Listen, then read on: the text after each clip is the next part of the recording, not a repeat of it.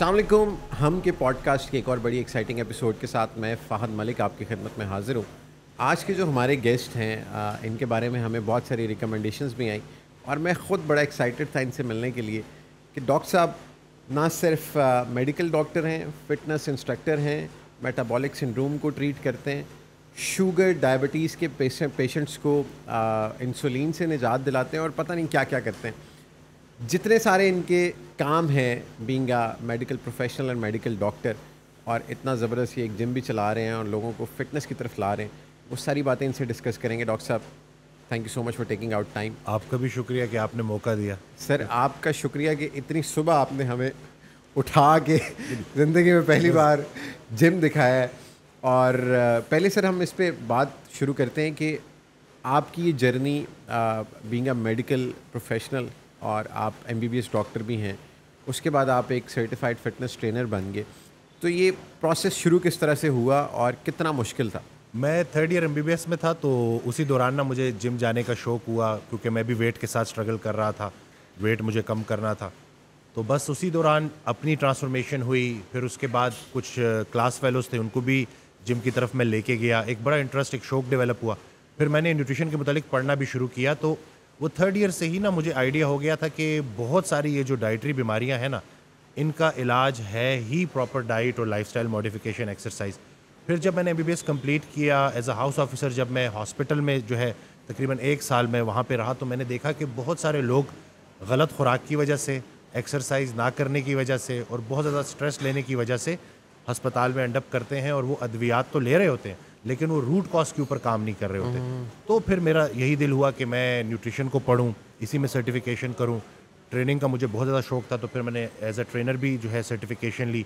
اور باقی پھر میں نے اسٹارٹ کیا پشاور میں ایک جم سے. تو اب میرا شوق بھی تھا اور جم بھی مل گیا, تھوڑا بہت جو تھا وہ نالج بھی تھا.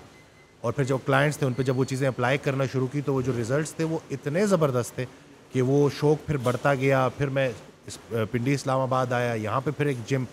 اور اسی دوران نا میرے پاس جو ڈائبیٹک پیشنٹس آتے تھے وہ بہت زیادہ امپرومنٹ دکھاتے تھے لو کارب ڈائٹ کے ذریعے, انٹرمیٹنٹ فاسٹنگ کے ذریعے, پانی والے روزے آج کل بڑا یہ آپ کو سننے میں آ رہا ہوگا, اسی طرح سے اسٹرینتھ ٹریننگ کے ذریعے. تو پھر میں نے یہ فیصلہ کیا کہ میں یہ جو ڈائبیٹک پیشنٹس ہیں, جو میٹابولک سنڈروم والے, بی پی, شوگر, ٹرائیگلیسرائڈ جن کے بڑے ہوتے ہیں, موٹاپا, ان کو پراپر طریقے سے میں ٹارگٹ کروں اور ان کو میں یہ بتاؤں کہ آپ کی بیماری کی اصلی وجہ آپ کی غلط ڈائٹ, ایکسرسائز کا نہ کرنا ہے. اور وہ جب ایک دفعہ سٹارٹ کیا تو پھر ورڈ آف ماؤتھ تھا, لوگوں کو فائدہ ہوا, ایک نے 10 کو بتایا, اور اسی طرح سے الحمدللہ بہت ساری ویڈیوز ہیں, کلائنٹس کے ٹیسٹیمونیلز بھی ہیں. اویئرنیس کے متعلق میرا کام یوٹیوب پہ بھی موجود ہے کہ ڈائبٹیز کی روٹ کاز کے بارے میں نے لوگوں کو بتایا, امپورٹنٹ بلڈ ٹیسٹ کیا ہیں. یعنی کہ تھوڑا سا میں نے کوشش کی کہ میں لوگوں کو تقریباً اتنا سمجھا دوں کہ وہ خود فیصلہ کریں کہ آیا انہوں نے صرف ادویات پہ پوری زندگی گزارنی ہے یا ڈاکٹر بدلنے کے ساتھ خود کو بھی بدلنا ہے اور لائف اسٹائل بھی چینج کرنا ہے. سر آپ نے بات کی میٹابولک سنڈروم کی کہ تھرو لائف اسٹائل آپ اس کو چینج کرتے ہیں, یہ کیا ہے اور مطلب تھرو لائف اسٹائل موڈیفیکیشن اس کا کیا مطلب ہے؟ اس میں بہت لمبا عرصہ نا ڈاکٹرز اپنی طرف سے پیشنٹس کو بولتے رہے کہ کم کھاؤ زیادہ واک کرو. میرے نزدیک یہ غلط مشورہ تھا. صحیح کھاؤ, مسل ٹریننگ کرو, پراپر سلیپ کو سیٹ کرو, نیوٹریشنل ڈیفیشنسیز کو پورے کرو, یہ صحیح مشورہ ہونا چاہیے تھا.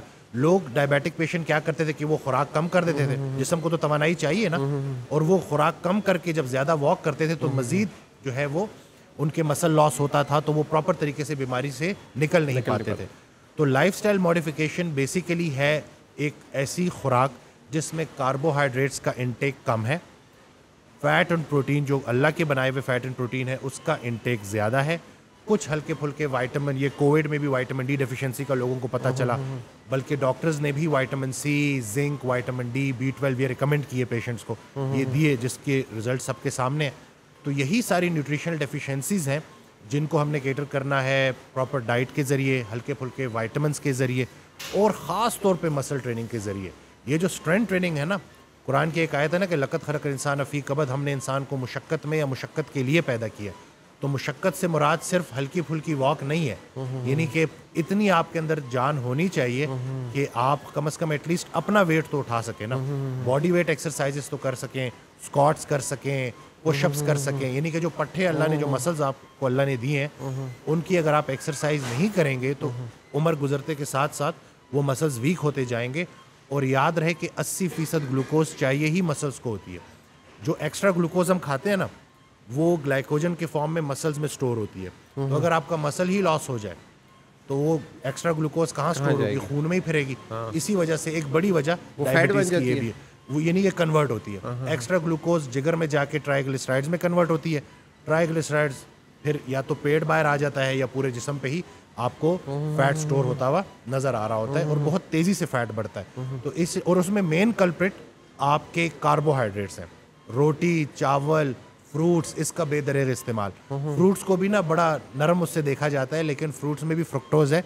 तो अगर आपको डायबिटीज़ है या आपके इंसुलिन लेवल्स बढ़े हुए हैं तो आपने कार्ब्स में रोटी, चावल, फ्रूट्स इनको रिस्ट्रिक्ट करना है. बहुत कम क्वांटिटी में इनको पूरे दिन में इस्तेमाल करना है. ठीक है. जब आप बात करते हैं लाइफस्टाइल मॉडिफिकेशन की और आप लोगों को ये बताते हैं कि आपने सिर्फ एक्सरसाइज नहीं करनी, उसके साथ डाइट भी कंट्रोल करनी है, तो कितना मुश्किल होता है एक तो उस पर चेक एंड बैलेंस के मतलब not everybody spending 24 hours in gym ना. 1 घंटा आपके साथ होता है, उसके बाद बाकी उनकी अपनी लाइफस्टाइल है. तो एक तो मुझे ये बताएं कि वो तमाम लोग मेरे समेत जो इस लाइफस्टाइल मॉडिफिकेशन की तरफ आना चाहते हैं, नॉट जस्ट जिम बल्कि आपकी डाइट भी कंट्रोल में हो और आपके लाइफस्टाइल में वो पूरी चीज़ रिफ्लेक्ट हो, एक तो उसको कि आपके लिए कितना मुश्किल होता है क्लाइंट्स को उस तरफ लाना, और एक इंडिविजुअल जो उसको फॉलो कर रहा है उसके लिए क्या टिप्स हैं कि वो, क्योंकि मैं हफ्ता फॉलो करने के बाद डिट्रैक हो जाता हूँ. देखें, मेरे लकीली ना मैं ये बात करूँगा कि मेरे पास ज़्यादातर पेशेंट्स वो आते हैं जो मोटापे के हाथों तंग होते हैं. चला फिरा जा नहीं रहा होता, सांस फूल रहा होता है, जिस्म में दर्द होते हैं, इर्द गिर्द के लोग भी ताने दे रहे होते हैं कि देखो तुमने अपना क्या हाल बना दिया. तो एक्सटर्नली वो ना समहाउ वो बड़ी एनर्जी लेके आते हैं, एक्सटर्नली मोटिवेट होके आए हुए होते हैं. मेरा काम उनकी काउंसलिंग करना होता है, उनको ये बताना होता है कि हमने शॉर्ट टर्म गोल नहीं रखने, हमने 6 मंथ्स का टारगेट करना है. हमारा पहला माइलस्टोन है ही 6 मंथ्स का. इस 6 मंथ्स मुकम्मल होने से पहले ना हम इम्पेशेंट होंगे, ना हम डिट्रैक होंगे. कुरान पाक में अल्लाह इरशाद फरमाता है कि इंसान जल्दबाज है, तो उस्ताद का काम है कि उसको जल्दबाजी से रोके. एक तो उनका ये जहन बना लेता हूँ. दूसरा, जैसे ही वो 1 मंथ डाइट और एक्सरसाइज फॉलो करते हैं उनको विजिबल रिजल्ट्स आना शुरू हो जाते हैं. जैसे कि आपको इंचेस में अपना वज़न कम होता भी नज़र आ रहा होता है. इसके अलावा आप देख रहे होते हो कि आपके दर्दों में कमी आ रही है, आपके एनर्जी लेवल बेहतर हो रहे हैं, आपकी स्लीप बेहतर हो रही है.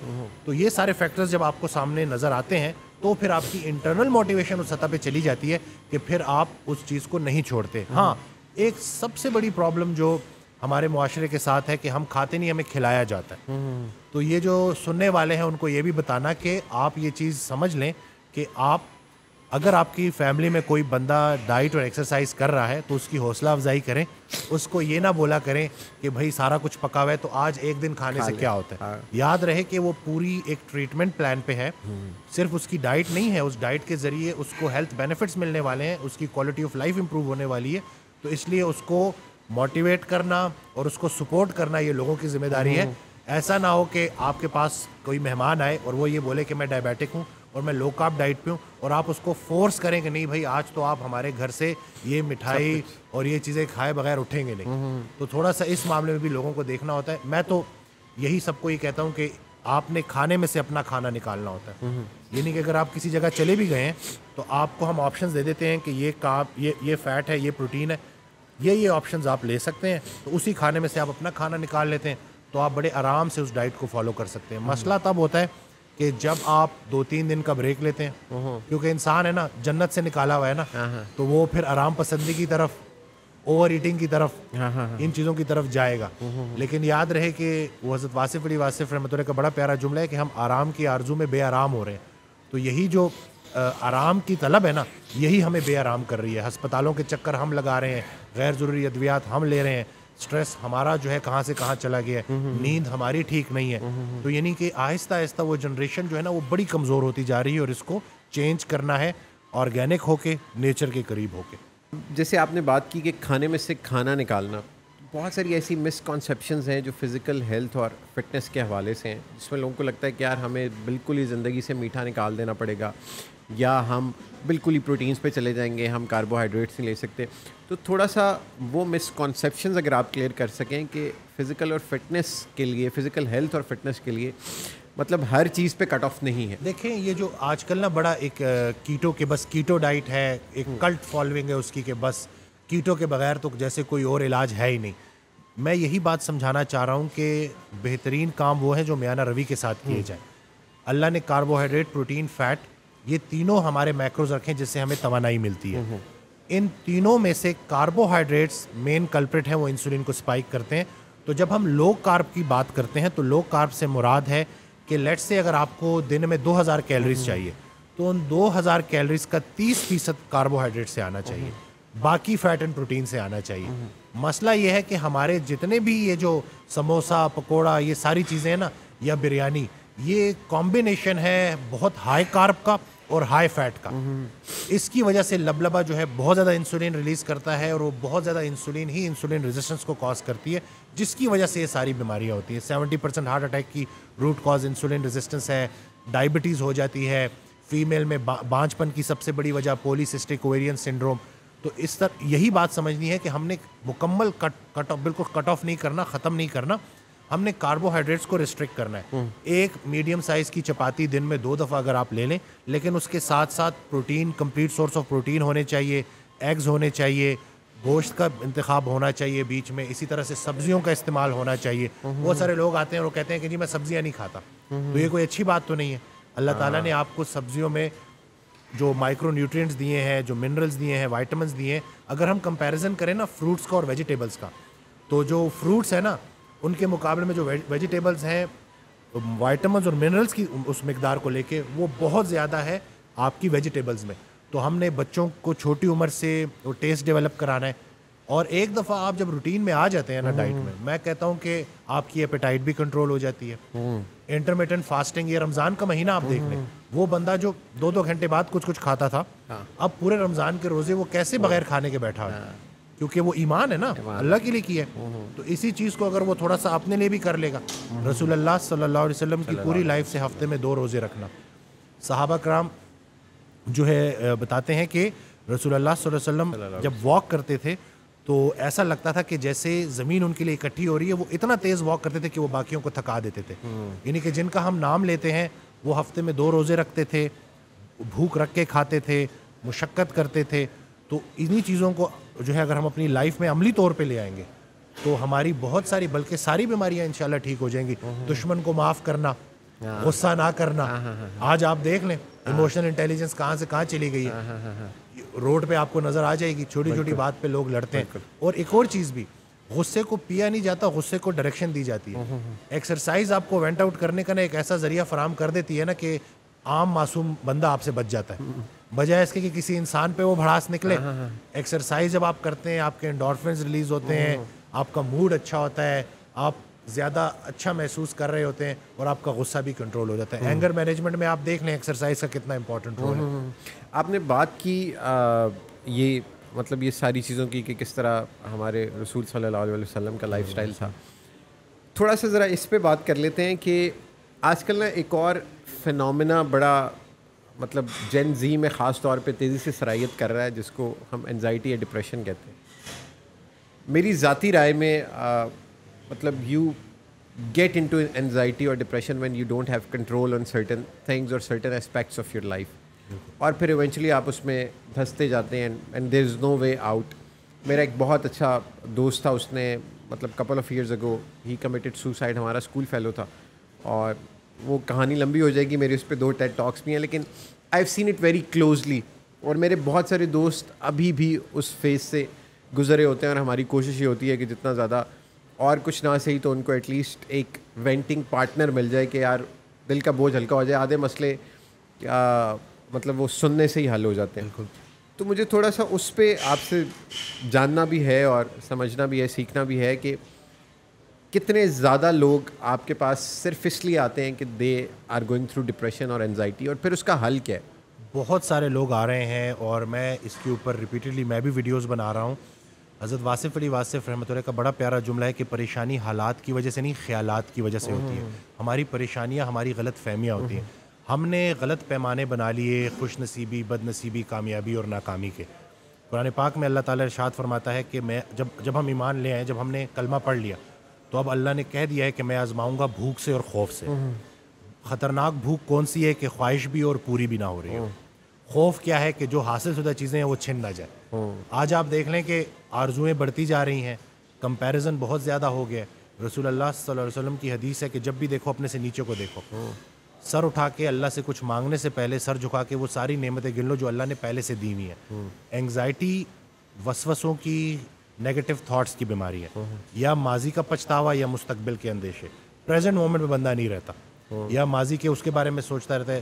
آدھے لوگ تو ماضی بدلنا چاہتے ہیں، دیکھیں کیا چاہتے ہیں. وہ وقت جو ویسے ہی گزر گیا اس کو اپنے دماغ میں پھر سے لا کے، اللہ تو کسی کو اس کی برداشت سے زیادہ نہیں آزماتا، ہم خود کو آزما رہے ہوتے ہیں. خطرہ باہر سے نہیں ہے، کیونکہ انگزائٹی میں نا ایک فیئر بھی ڈیولپ ہو جاتا ہے، خطرے کا احساس ہوتا ہے. خطرہ باہر سے نہیں ہے، خطرہ اندر سے ہے. شیطان ہماری رگوں میں خون کی طرح دوڑتا ہے اور وہ دو ہی کام کرتا ہے، یا مغرور کر دیتا ہے یا مایوس کر دیتا ہے. جب آپ کے حالات اچھے ہوں گے تو مغرور کر دیتا ہے، یہ اس کا طریقہ واردات ہے. یا اگر کہیں ذرا سختی آئے گی تو وہ آپ کو مایوس کر دے گا. اور اللہ نے تو سیدھا سیدھا کہہ دیا کہ میری رحمت سے مایوس نہ ہونا، میری رحمت میرے غضب پر حاوی ہے. اپنے حال کو نہیں دیکھنا ہوتا، اپنے خیال کو دیکھنا ہوتا ہے. اس دن میں حضرت واصف علی واصف رحمۃ اللہ کی ایک آڈیو سن رہا، اس میں ارشاد فرماتے ہیں کہ پیغمبر کی ابتلا تقرب کی انتہا ہوتی ہے. جتنا پیغمبر تکلیف میں ہوتا ہے اتنا اللہ کے قریب ہوتا ہے. اللہ کی تقسیم امیر اور غریب کی نہیں ہے، خوشی اور غم کی نہیں ہے، قریب اور دور کی ہے. وہ ایک اور جگہ ارشاد فرماتے ہیں کہ اللہ کے راستے کی سب سے راز کی بات ہے کہ مشکل میں بھی آسان رہتا ہے. ایک شخص نے کہا کہ بڑی اللہ کی مہربانی ہو گئی اور کھانے پک گئے گھر میں اور 3 دن سے کھانے کی فراوانی ہے. دوسرا بندہ کہتا ہے جی میرے ساتھ بھی 3 دن سے بڑی مہربانی ہے. کہتے کیا؟ کہتے 3 دن سے فاقہ ہے. تو انہوں نے پوچھا گزارا کیسے کیا؟ کہتے وہ آپ میرے ساتھ ہیں. یعنی کہ خیال ہے نا کہ جب آپ کا رجوع اللہ ہو جائے، دیکھیں چھوٹے ڈر کو بڑا ڈر ختم کرتا ہے. ہم دنیا کو لے کے الجھ گئے ہیں. رسول اللہ صلی اللہ علیہ وسلم کی حدیث ہے کہ یہ دنیا جو ہے نا کافر کے لیے جنت ہے اور مومن کے لیے قید خانہ ہے. ہم نے جو ہمارا مضمون تھا نا وہ ڈپارچر کا تھا، ہم ارائیول کو لے کے بیٹھ گئے اور یہاں سے نکلنا ہی نہیں چاہتے. قید خانے کی سب سے بڑی نشانی یہ ہوتی ہے کہ جب بھی انسان اس سے نکلے تو خوشی خوشی نکلے. تو فضل یہ نہیں ہے کہ انسان موت سے بچ جائے، فضل یہ ہے کہ موت آسان ہو جائے. جو زندگی اللہ نے رکھی ہے آسانی کے ساتھ، اللہ کی ذکر کے ساتھ، رسول اللہ صلی اللہ علیہ وسلم کی محبت کے ساتھ اور انسان کی خدمت کے ساتھ گزرے. یہ جو ہم آرٹیفیشل ہو گئے ہیں نا، مصنوعی ہو گئے ہیں، کہ جیسے ابھی آپ نے بڑی پیاری بات کی کہ آدھا مسئلہ تو سننے سے حل ہو جاتا ہے. ہم سفر ہم خیال ہو جائے تو منزل آسان ہو جاتی. اکثر آپ ہاسٹل لائف سے مجھے یاد آتا ہے کہ آپ لیٹے ہوئے ہو اور آپ نے کوئی ضروری جو ہے چیزیں لینے جانا ہے اور آپ کہتے ہو کہ دوست کو کہتے ہو کہ یار میں نے بازار تک جانا ہے لیکن بڑا تھکا ہوں، اور وہ ایک دم سے کہتے ہیں کہ چل یار میں بھی تیرے ساتھ چلتا ہوں. وہ بس اتنا کہہ دینا کہ چل یار میں بھی تیرے ساتھ چلتا ہوں تو پتہ نہیں کہاں سے ہمت آ جاتی ہے. تو ہم انسان جو ہے نا انسانوں کے لیے بنے ہیں، انسانوں کی خدمت کے لیے بنے ہیں. ہم مطلب لوگوں نے کیا کیا ہے، لوگوں نے انسانوں کو رد کر کے ان مشینوں کا سہارا لیا. جم کو میں اسی لیے بھی ریکمینڈ کرتا ہوں کہ جم میں ایک سوشل سپورٹ بن جاتی ہے، ایک جم کا اپنا انوائرمنٹ ہوتا ہے، آپ ریگولر بیسس پہ آ رہے ہوتے ہو، سلام دعا بھی لوگوں سے ہو رہی ہوتی ہے، مرر میں آپ کو جو ہے ریزلٹس بھی نظر آ رہے ہوتے ہیں. تو یہ اس وجہ سے نا وہ ایک سپورٹ مل جاتا ہے ان انگزائٹی ڈپریشن کے پیشنٹس کو کہ جو گھر میں ایک جگہ ایک کونے میں بیٹھے ہوئے ہیں. اور اب وہ جو تنہائی ہے نا وہ ان کے لیے سب سے خطرناک ثابت ہو رہی ہے، کیونکہ اب جو ایک فارغ بندہ ہے وہ جو ہے شیطان کے پورے کنٹرول میں ہوتا ہے اور وہ پھر ان تھاٹ سے نکل نہیں پاتا. سب سے بڑی ایڈکشن جو ہے نا وہ نیگیٹو تھاٹس کی ہے. انگزائٹی ڈپریشن جس نے گزارا ہو اس سے پوچھیں کہ یہ کس حد تک خطرناک ہوتی ہے. ایکسرسائز کچھ ہارمونلی بھی چیزیں چینج کرتی ہے، یہ بھی میں بتا دوں. ایکسرسائز ہوپ مالیکیول ریلیز کرتی ہے. جب ہم مسلس کو کانٹریکٹ کرتے ہیں تو ہوپ مالیکیول ریلیز ہوتا ہے جس کے اینٹی انگزائٹی اور اینٹی ڈپریسنٹ افیکٹس ہیں. یہ جو لیکٹک ایسڈ ریلیز ہوتا ہے جو ہمارے جب ہم رننگ کر رہے ہوتے ہیں یا ایکسرسائز کر رہے ہوتے ہیں اور ہمارے مسل جل رہے ہوتے ہیں، یہ جو لیکٹک ایسڈ پروڈیوس ہو رہا ہوتا ہے، یہ لیکٹیٹ برین میں جا کے اینٹی انگزائٹی افیکٹ دیتا ہے. تو یہ جو ایکسرسائز ہے نا کہ مشقت، یہ تھوڑی دیر کے لیے تو ہمیں ذرا بھاری لگتی ہے لیکن اس کے جو مینٹل ہیلتھ کے اوپر بینیفٹس ہیں نا وہ کوئی بھی جا کے دیکھ سکتا ہے، ریسرچ آرٹیکلس پڑھ سکتا ہے کہ دنیا کتنا اس کے اوپر کام کر رہی ہے. ہمیں تو دین اسلام اللہ نے دیا تھا جو ہماری اسٹرینتھ تھی، ہم انفارچونیٹلی اس کو سمجھ نہیں پائے. قرآن ہم نے ترجمے سے نہیں پڑھا, اور ہماری شاید وہ پرائرٹیز ہی چینج ہو گئی ہیں کہ ہم جو اصلی خوشی ہے نا اس کو نہیں محسوس کر پاتے, اور ہم نے بے جان چیزوں میں اپنی جان اٹکائی ہوئی ہے, اس لیے بیماریاں اور یہ پریشانیاں آ گئی ہیں. جتنا آپ اللہ کے قریب ہوگے اتنا آپ انسانوں کے قریب ہوگے. بلکہ حضرت واصف علی واصف رحمۃ اللہ کی ایک آڈیو میں نا وہ بڑی انہوں نے پیاری بات کی کہ جب بھی رات کو سونا, اللہ نے تمہیں کسی مقصد سے بھیجا, بے مقصد نہیں بھیجا, تو رات کو سونے سے پہلے خود سے کویشچن کیا کرو کہ کیا میری ذات لوگوں کے لیے بے ضرر ہے؟ اگر ہے تو مبارک ہو, دین کی ابتدا ہو گئی. پھر اگلا کویشچن کرو کہ کیا میری ذات سے لوگوں کو نفع ہو رہا ہے؟ اگر تو جواب ہاں میں ہے تو مبارک ہو, دین مکمل ہو گیا.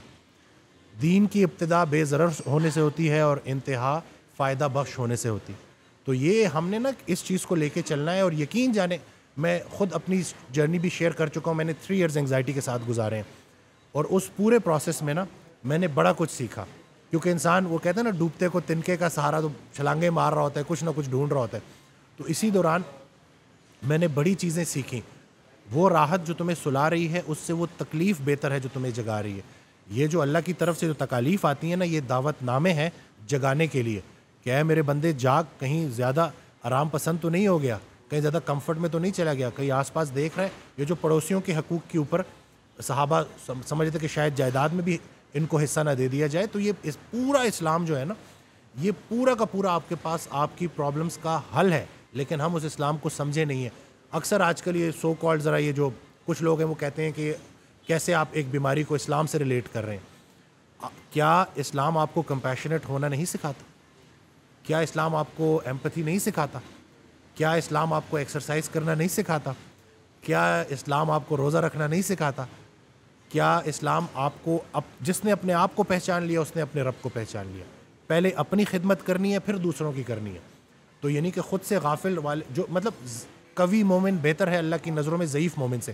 یعنی کہ اللہ کو بھی وہ مسلمان پسند ہے جو پہلے اپنی خدمت کرتا ہے, جس نے اپنے آپ کو اس قابل کر دی. تو انہی چیزوں کو اگر ہم سمجھیں گے نا تو ہم کوئی اسلام کو معاذ اللہ کوئی ایسا نہیں سمجھ رہے کہ جیسے ہم بیماری سے نظر ہٹا رہے ہیں. ہم یہ کہہ رہے ہیں کہ اگر ہم اسلام کو پراپر سمجھ جائے تو بنانے والے نے ہی ہمیں اسلام دیا ہے نا, تو اس نے پورا مکمل ایک ترتیب ہمیں بنا کے دی ہے. بس ذرا سا ہم اس کے اوپر عمل کرنا شروع کریں گے تو انشاءاللہ ہماری زندگیوں میں آسانی ہے. سر یہ جو آپ نے بات کی کہ مطلب کچھ لوگ ہیں جن کی زندگی مشکلات میں ہوتی ہے, کچھ ہیں جن کی آسانی میں, کچھ ہیں جن کے پاس پیسے ہیں, کچھ ہیں جن کے پاس نہیں ہیں, کچھ ہیں جن کے پاس فیم ہے, کچھ ہیں جن کے پاس نہیں ہے. مطلب there are some people who are blessed in a lot of ways and there are some who are deprived of everything.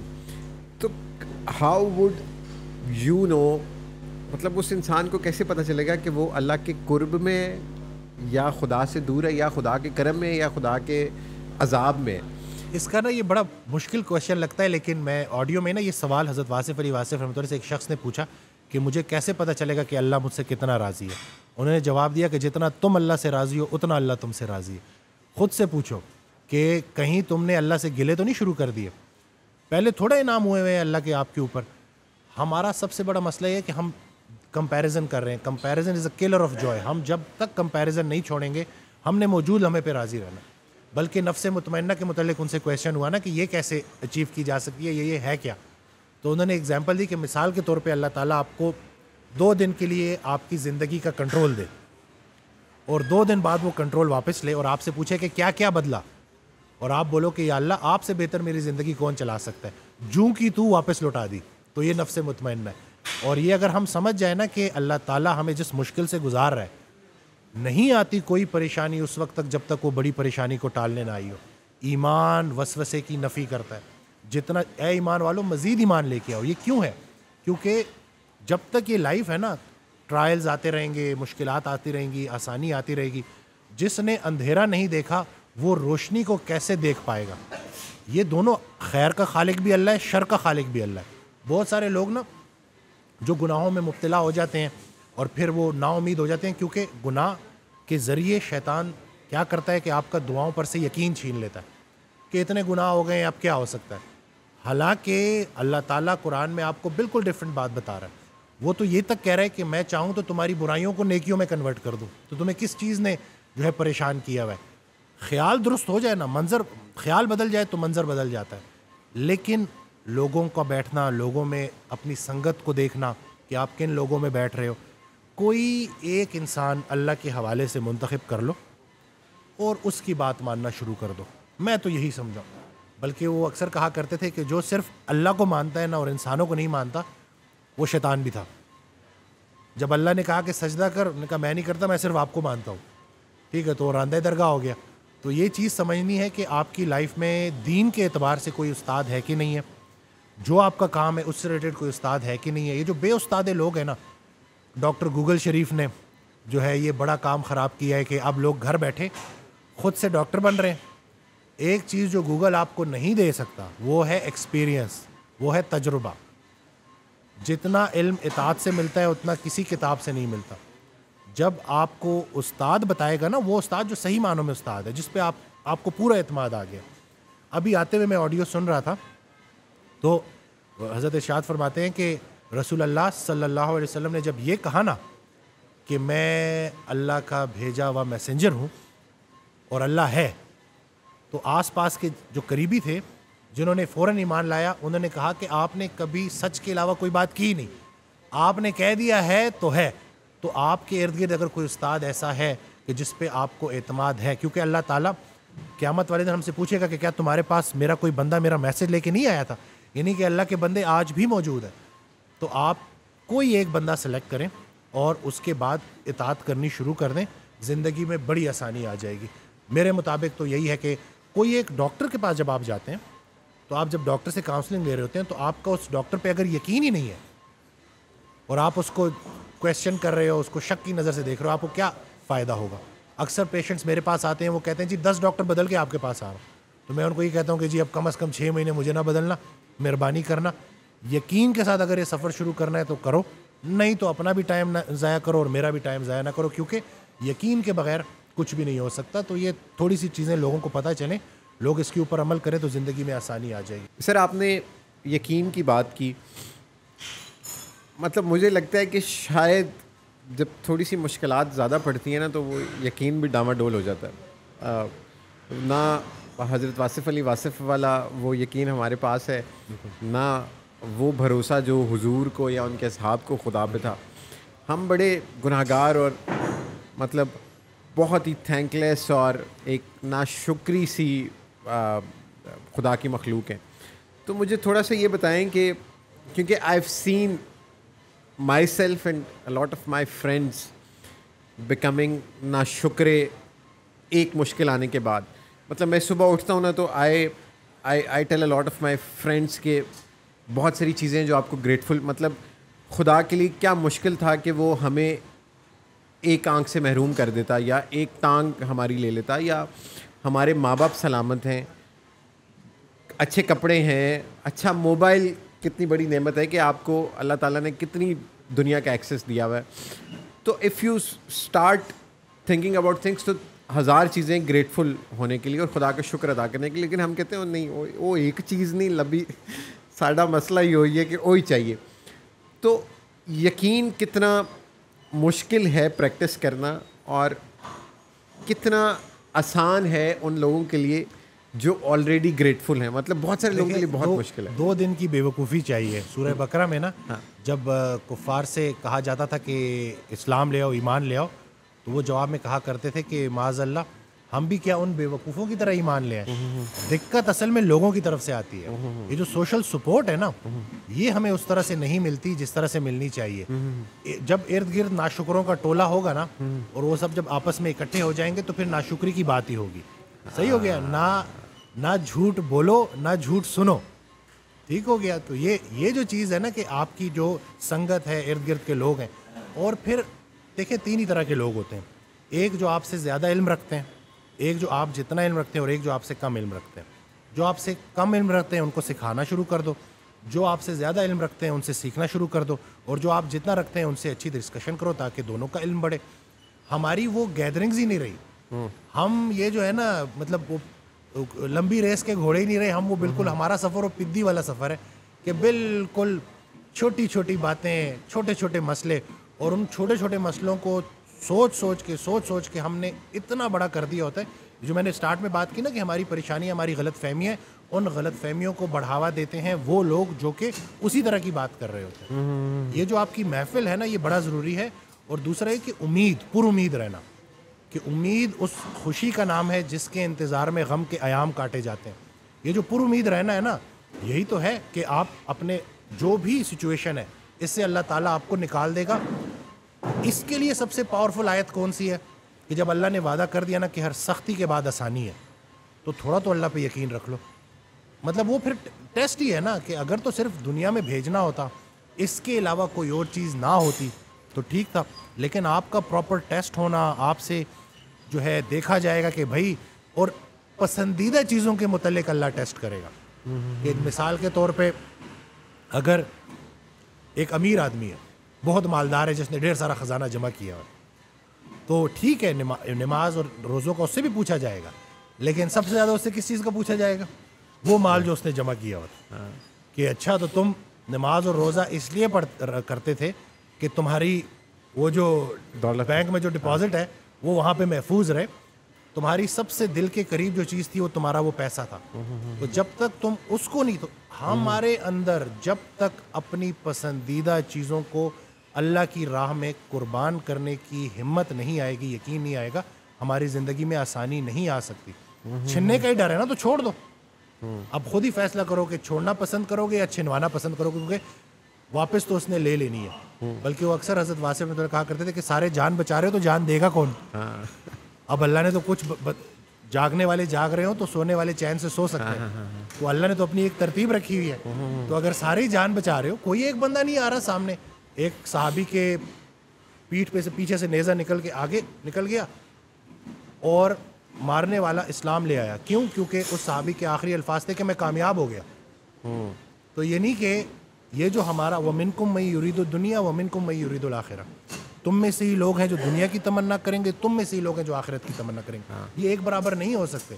ہمارا جب دنیا چھوڑنی نہیں ہے، دیندار کا دنیا دار ہونا بھی عبادت ہے. وہ بہت سارے کام کر لے گا اللہ کے لیے، لیکن ایمفسس ہمارا آخرت ہونا چاہیے کہ بھائی اگر کوئی چیز چلی بھی گئی تو کوئی نہیں، اس کے بدلے اللہ تعالیٰ مجھے آخرت میں جو ہمیشہ کی زندگی ہے. کیونکہ جب آپ ایک چھوٹی زندگی کے مقابلے میں بڑی زندگی دیکھتے ہو تو پھر وہ چھوٹی زندگی کی پرابلمز آپ کے اوپر حاوی نہیں ہوتے. ہم اس طرح سے سوچتے نہیں ہیں، بلکہ وہ ایک میں نے پڑھا کہ قیامت والے دن اللہ تعالیٰ ایک بندے کو معاف کرنا چاہ رہا ہوگا لیکن اس کے پاس کچھ بھی نہیں ہوگا. تو پھر اللہ تعالیٰ فرشتوں سے پوچھے گا کہ اس کی کوئی ایسی دعائیں تھیں جو میں نے قبول نہیں کی. تو فرشتوں نے کہا کہ ایسی تو بڑی دعائیں ہیں. کہتے چلو اسی کے بدلے بخش دو. سب سے بڑی کامیابی ہے کہ اللہ راضی ہو جائے، سب سے بڑی ناکامی ہے کہ اللہ ناراض ہو جائے. اور وہ راضی ہے تو ادھر بھی راضی ہے اور ادھر بھی راضی ہے. یعنی کہ اپنے گھر کو جنت بنانا ہے تاکہ اس جنت کی ٹریننگ ہو سکے. ہم سب سے جھگڑ کے، سب سے الجھ کے، مطلب اپنی ذمہ داریوں سے منہ موڑ کے، اپنے ارد گرد کے رشتوں سے منہ موڑ کے ہم اللہ کے راستے کا دعویٰ کرتے. اس لیے ہم جو ہے نا وہ کامیاب نہیں ہو پاتے. سر آپ نے آخرت کی بات کی. میں اس دن ایک موبائل ایپ ہے جو آپ کو نا، جس پہ قرآن کا سارا ترجمہ بھی ہے، اور ہمارے لیے کیونکہ ہم سب بہت مصروف ہیں تو ہمارے لیے مشکل ہوتا ہے قرآن لے کے اور اس کی تفسیر پڑھنا. تو میں وہ موبائل ایپ یوز کرتا ہوں. اس میں ایک آپشن ہے آپ کی ورڈ سے سرچ کر سکتے ہیں. تو میں نے اس میں حور کا لفظ دیکھا، قرآن میں ایک دفعہ بھی نہیں ہے. اور ہمیں براٹ اپ ہمارا اس طرح سے ہوا ہے کہ ہمیں بتایا گیا ہے کہ یہ چیزیں ہیں اور جنت میں یہ ہو رہا ہوگا اور وہ ہو رہا ہوگا. ہمیں یہ بچپن سے بتایا گیا کہ فلاں چیز حرام ہے، لیکن قرآن کہتا ہے کہ غصہ سب سے زیادہ حرام ہے اور غصہ تمہاری ساری نیکیاں زیرو کر سکتا ہے. یہ ہمیں کسی نے نہیں بتایا.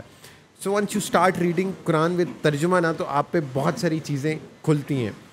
اور میں تو پریفر یہ کرتا ہوں کہ ورڈ بائی ورڈ ٹرانسلیشن پہ جاؤں، کیونکہ بہت ساری چیزیں مینیپولیٹڈ بھی ہیں. اوپر کچھ اور لکھا ہوا ہوتا ہے، اس کے مفہوم کو نیچے بدل بھی دیا جاتا ہے بہت ساری چیزیں.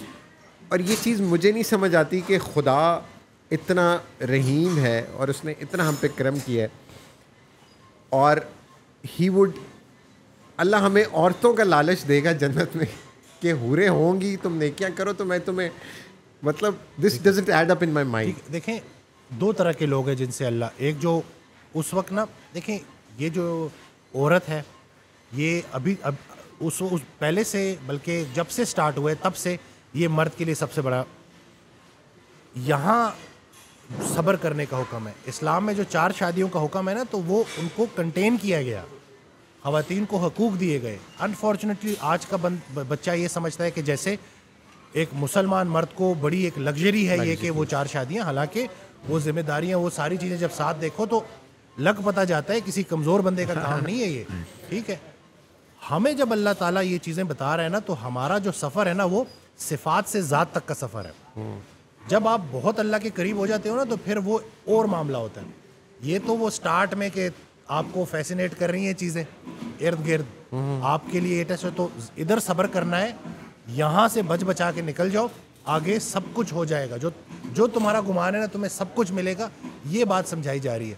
لالچ میں عبادت کرنا کچھ اور ہے, محبت میں عبادت کرنا کچھ اور ہے. یہ ایسی ہے کہ آپ نے کسی کو متوجہ کیا اور اس کے بعد جب اس کو لگا دیا اپنے دین کے راستے پہ تو وہ جو سکون قلب اس کو ملتا ہے نا اس کے مقابلے میں دنیا کی کوئی چیز نہیں آ سکتی. دنیا کا سب سے امیر انسان ہے وہ ہے جس کے پاس صحت ہے اور سکون قلب ہے. یہ جو چیز ہے نا کہ جب اللہ تعالیٰ ہمیں, کیونکہ دیکھیں ہم ڈسٹریکٹ ہوئے ہیں آج کل, آپ دیکھ لیں کہ نوجوان نسل کیا کر رہی ہے. ٹھیک ہو گیا, اور ہم جب قرآن پڑھتے ہیں تو ہمیں یہی چیز بتائی جاتی ہے جس سے ہم ریلیٹ کر سکتے ہیں کہ بھائی تمہیں یہی ساری چیزیں فیسینیٹ کر رہی ہیں, یہ میری حد ہے. جیسے اس دن میں نے ایک بڑا پیارا فکرہ پڑھا کہ جب انسان بڑی عمر میں پہنچتا ہے اور وہ جب مڑ کے اپنی زندگی کو دیکھتا ہے تو وہ ایک بات ضرور کرتا ہے کہ میرے والد کی لگائی ہوئی پابندیاں صحیح تھیں. اسی طرح سے جب انسان مرے گا نا تو وہ یہی بولے گا کہ میرے رب کی لگائی ہوئی پابندیاں صحیح تھیں. یہ جو آپ بات کر رہے ہیں نا کہ ایک لالچ دے کے یا اس طرح سے, تو وہ یہی ہے کہ اٹریکٹ کرنا ہے کہ جب ایک انسان پڑھے تو وہ یہ زندہ جاوید کتاب ہے.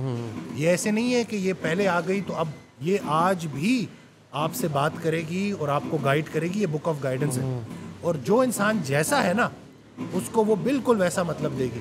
کسی نے حضرت واسع مرتبہ سے پوچھا کہ ان جھوٹوں کی دنیا میں سچا کیسے ڈھونڈوں, کہتے ہیں تم خود سچے ہو جاؤ, سچا خود تمہارے پاس آ جائے گا. ٹھیک ہو گیا, تو یہ آپ سے آپ کا پوچھا جا رہا ہے, آپ نے لوگوں کا بوجھ نہیں اٹھانا. ابھی میں راستے میں آڈیو سن رہا تھا, آپ قیامت کے دن کیا بولیں گے کہ سارے شراب پی رہے تھے تو میں نے بھی پی لی, تو اگر اللہ نے کہہ دیا کہ سارے جہنم میں تم بھی چلے جاؤ تو یہ تو لوگوں کی اکثریت آپ کے گناہ کی دلیل نہیں بن سکتی. سب سے بڑا جو کرم اللہ کا نا کہ ابھی اس مومنٹ پہ کہ رسول اللہ صلی اللہ علیہ وسلم کو امتی بنایا, توبہ کا دروازہ کھلا رکھا, اور ہر انسان سے اس کا اپنا پوچھا جائے کہ آپ نے ایفرٹ کیا کی, آپ کی نیت کیا تھی. تو اور اتنا مشکل ہے نہیں کہ جب آپ اللہ کی نیت سے سفر شروع کرتے ہو نا تو پھر راستے اللہ تعالیٰ خود بخود آسان کرتا جاتا ہے. کیونکہ اگر سختی آ گئی ہے نا تو اگلا لمحہ آسانی کا ہے, چاہے وہ سال ہوگی سختی, 2 سال ہوگی, انسان ایونچولی گزر جاتا ہے. بڑا ڈھیٹ ہے یہ جو ہے نا, بڑا اللہ نے اس کو نا بڑا تگڑا بنایا. لقد خلقنا الانسان فی احسن تقویم, پوری کائنات بنانے کے بعد اللہ تعالیٰ فخر کس پہ کر رہے اس انسان پہ. لیکن وہ انسان جو اللہ سے جڑ گیا, وہ خوشی جو تجھے اللہ سے دور کر رہی ہے, بلکہ وہ خوشیاں جو تجھے اللہ سے دور کر رہی ہیں, ان سے وہ ایک غم بہتر ہے جو تجھے اللہ کے قریب کر رہا ہے. تو یہ ذرا سا ہم ان چیزوں کو سمجھیں اور ریپیٹ کرنا, یاد دہانی. 5 نمازیں کیوں ہیں؟ ہر نماز میں کہتے ہیں سیدھا راستہ دکھا. یہ کون سا راستہ ہے جو نہیں مل رہا ہے؟ اس لیے کیونکہ خطرہ منڈلا رہا ہے. شیطان کی پوری کوشش ہوگی کہ وہ آپ کو ڈسٹریکٹ کرے, آپ کو ڈی ٹریک کرے. اور جیسے اللہ نے آپ کو بنایا ہے نا, جس ترتیب پہ, اللہ کو پتہ ہے کہ اس کو کیا چیزیں, اس کی ٹیمپٹیشنز کیا ہے. تو یہ جو روزہ رکھنا ہے یہ بھی تو آپ کو کس طرح سے اپنی نفس کے اوپر کنٹرول سکھاتا ہے. تو یہ جو ہے نا, مطلب میں اس کو سائنٹیفک اینگل سے دیکھوں, میں جس اینگل سے دیکھوں نا, انبلیویبل. یعنی کہ ہم نے عمل کرنا چھوڑ دیا, اس لیے ہمارے لیے یہ مشکلیں ہو گئی ہیں. ذرا سا ہم انشاءاللہ دوبارہ سے اکٹھے ہوں گے. بلکہ وہ ایک دعا کہا کرتے تھے حضرت واسع مرتضی کہ جب بھی اکیلے بیٹھے ہو تو اللہ سے دعا کیا کرو کہ اے بنانے والے مجھے پھر سے بنا, او میکر ری میک می, مجھے بنانے والے مجھے پھر سے تازہ دم بنا دے. ایک اور جگہ کہتے ہیں کہ اللہ سے یہ کہا کرو کہ یا اللہ میں دنیا سے گھبرا کے تیرے پاس آ گیا ہوں, یہ میری زندگی تیری زندگی ہے, یہ میں تیرے حوالے کرتا ہوں, تو اس کو بنا. تو اللہ تعالیٰ اس کو اپنی زندگی سمجھ کے اس میں جان ڈال دیں گے. اور یہ ہوا ہے. ایک آپ دیکھیں جتنی بھی یہ جو سکسیس سٹوریز آپ کو نظر آتی ہیں, ان کے لوگ سمجھتے ہیں کہ جیسے اوور نائٹ ان کو ترقی مل گئی. ان کا وہ پیچھے کا سارا پروسیس دیکھیں کہ کن کن مشکلات سے وہ آ کے نکلے ہوتے ہیں. ایک بعمل شخص جب اپنے آپ کو کسی مشکل سے نکال لیتا ہے تو وہ بہت سارے لوگوں کے لیے مشعل راہ بن جاتا ہے.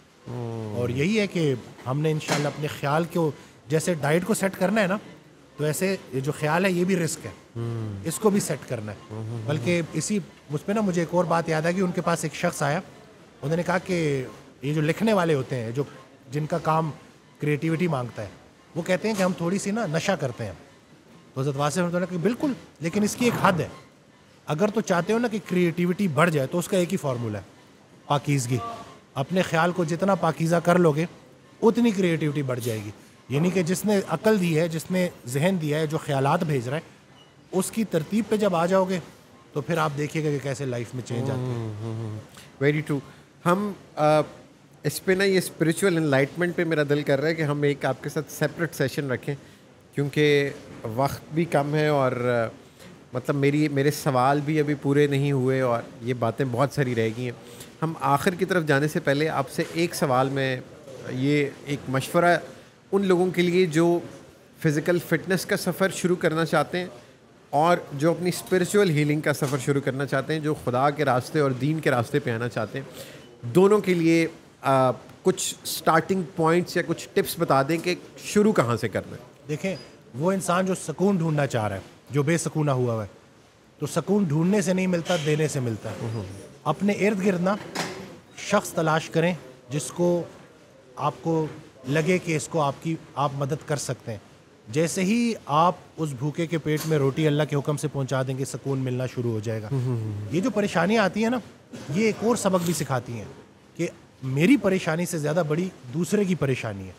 آپ کے اندر احساس پیدا کرتی ہیں. اللہ تعالیٰ نے قرآن میں کہا کہ تمہارے دل پتھر کیسے ہو گئے, میں نے تو پہاڑوں میں سے بھی پانی جاری کر دیا, تو تمہارے دل پتھر کیسے ہو گئے.